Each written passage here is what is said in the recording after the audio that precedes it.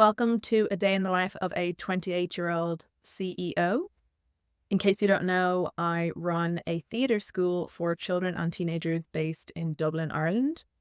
Our company takes in multiple six figures a year, and I have 12 employees, including myself. Just the nature of the work that we do is teaching classes on a weekly basis, and that typically happens throughout the academic year. And we have some summer courses as well, but essentially that means that pretty much all of our staff are part-time. A lot of them are professional actors who also will work as teachers when they're between different gigs that they might have. So it's currently a Wednesday, which is a day that I tend to work later than other days. So I'll be working until 8:30 this evening. That's because I teach my own class on Wednesdays from 5:30 to 8:30.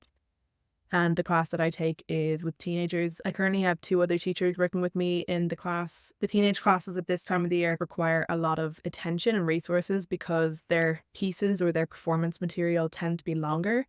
And we're currently preparing for exam, which will start next Saturday. So not this Saturday, next Saturday. So it's a pretty busy time of year in the business.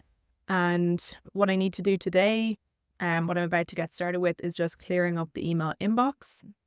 That's something I typically do every day, but we had quite a busy weekend, so I've taken 1 or 2 days off. I checked in on it yesterday just to see if there was anything like urgent, but I'm trying to get to the point of realizing, unless somebody has some like massive complaint, we're not doctors. There's nothing really urgent. Urgent things would come from more or less teachers contacting me or parents contacting me.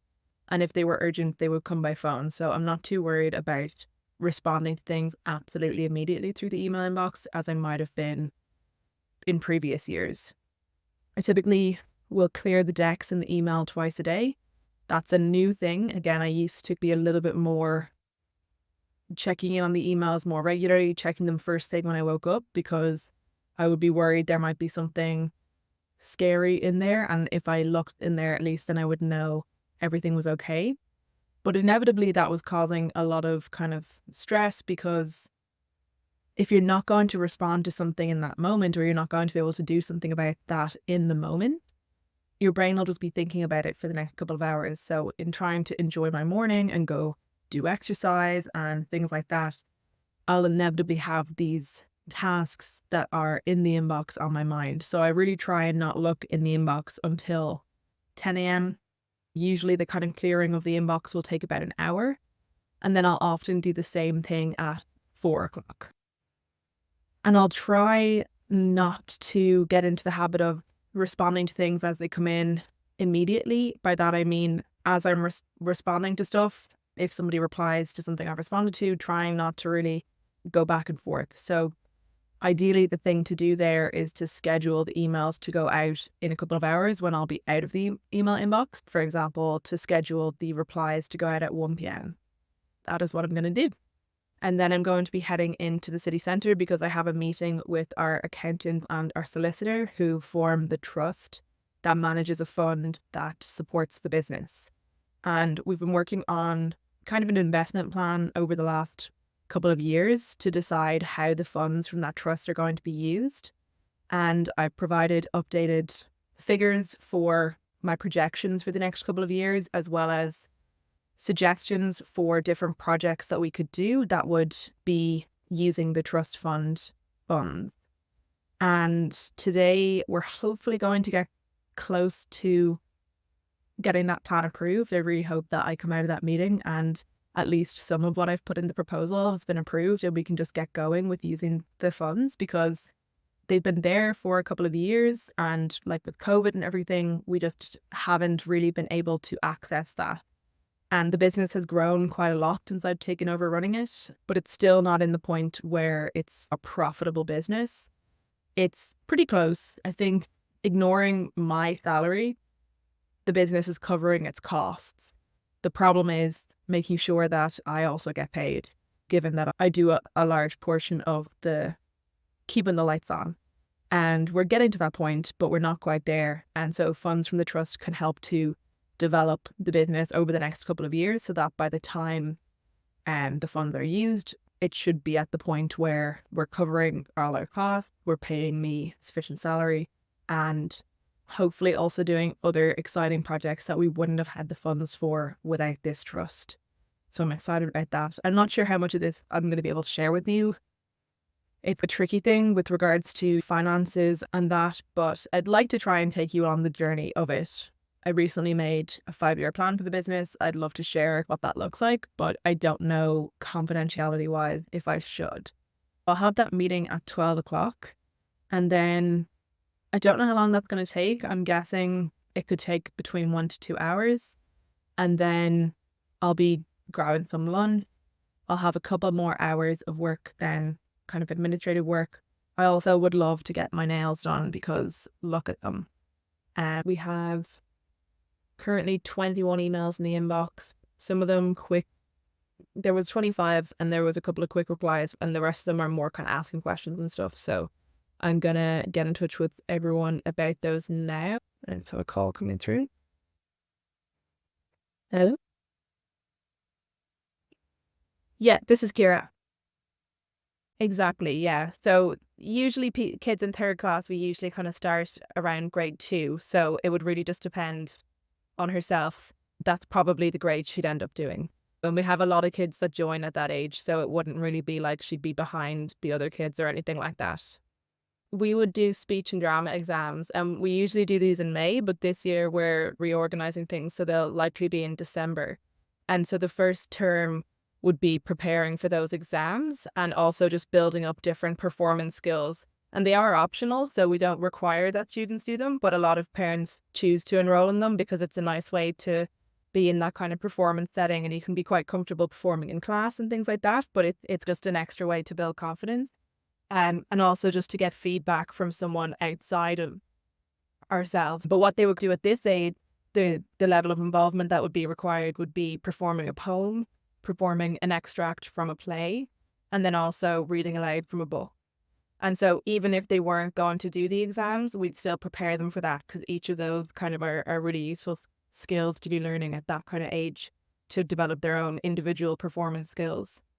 And then after Christmas, we start to do a little bit more work on group performance. So they do a larger group performance piece, which after they build up that confidence of performing themselves, it's expanding into performing in front of a larger group.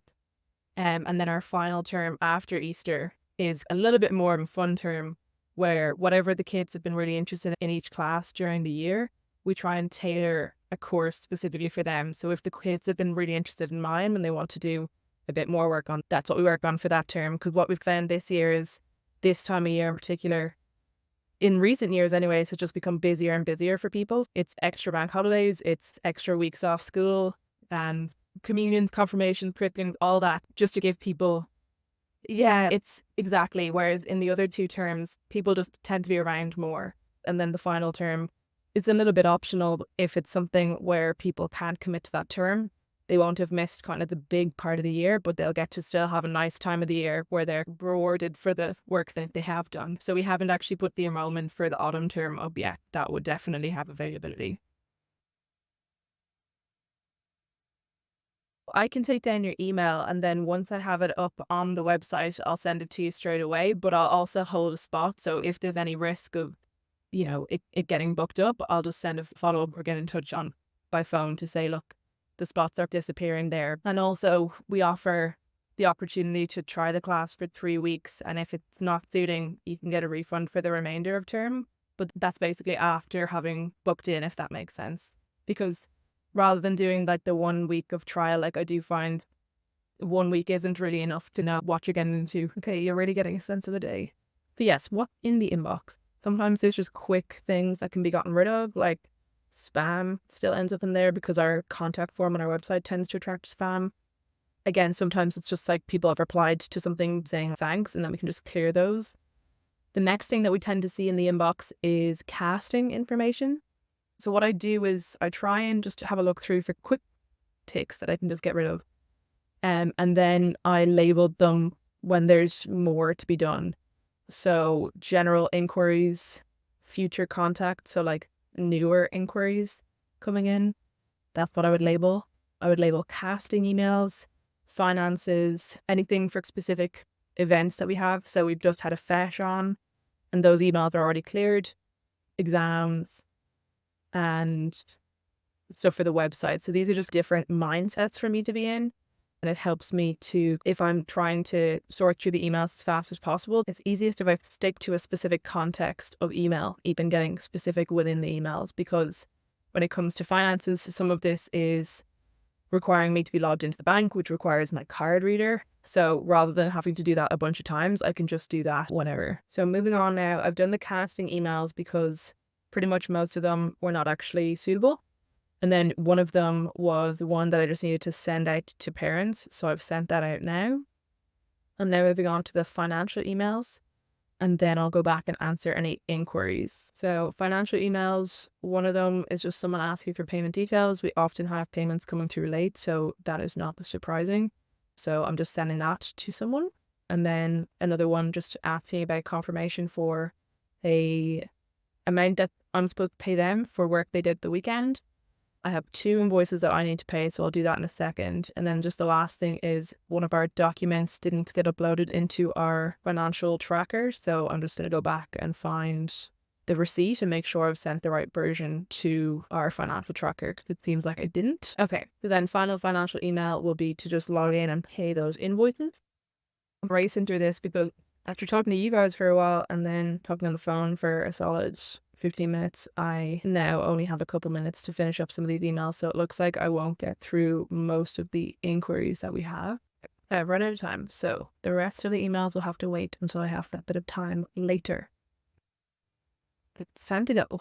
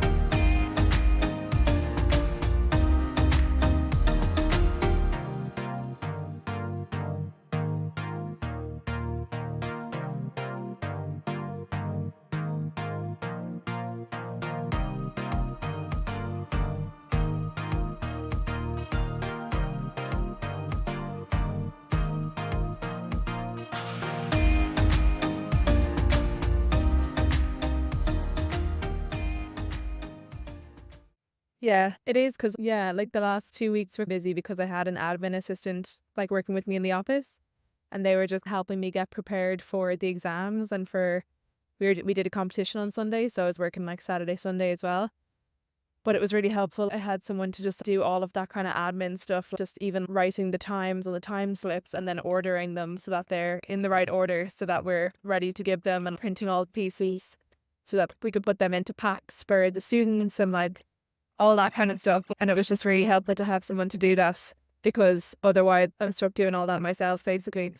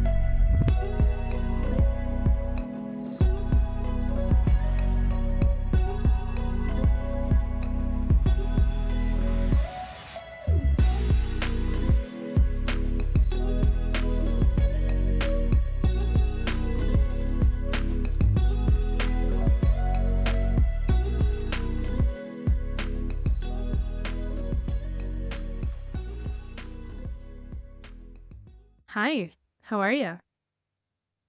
Sound in here might not be too good, so let's see. I'm also interested to see what does the filming in this space look like. Okay, catch up time. I don't know how well I explained any of this earlier, but essentially, I was meeting with, I guess, more or less our investors today because there is an investment fund set up to support this business, and this was set up based on the founder of the business that I run. Her assets essentially were put into trust, and that trust is then going to support the business. And it's been a long process of trying to figure out what does that mean in the long run in terms of me as director. And we're coming towards an eventual decision of what will that mean. But what that means is that for the next couple of years, I've had to create this essentially investment plan for them to invest money from the trust into the company in such a way that it will then lead to sustainable continued operation of the business, which is essentially what trust is there for. So today we had a meeting which was reviewing the plan that I put together, and more or less everything on the plan has been approved, which I am very thrilled about because it means that there will be a proper salary for me coming soon, a little bit of a retention bonus for the fact that I did a lot of work over the last couple of years at a very low rate of pay. So that'll be nice. And then just funding for different projects that are going to really skyrocket this business.